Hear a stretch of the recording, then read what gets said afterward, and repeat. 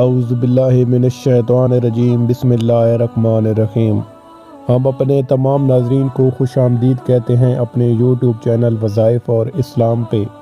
ناظرین، آج کا واقعہ ہے عقبہ ابن نافع رضی اللہ تعالیٰ عنہ افریقہ کے جنگل میں۔ حضرت عقبہ ابن نافع رضی اللہ تعالیٰ عنہ نے افریقہ کے ایک جنگل میں شہر بسانا چاہا تاکہ وہاں مسلمانوں کا لشکر قیام کر سکے۔ چنانچہ اس کے لیے جس جگہ کا انتخاب کیا گیا وہاں ہزاروں قسم کے جانور اور خونخوار درندے بسے ہوئے تھے۔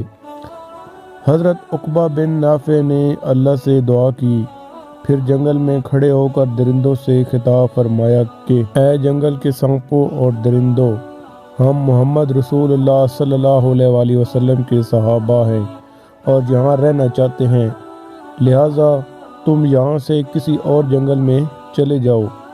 اس کے بعد جو بھی ہم کو یہاں ملے گا ہم اس کو قتل کر دیں گے۔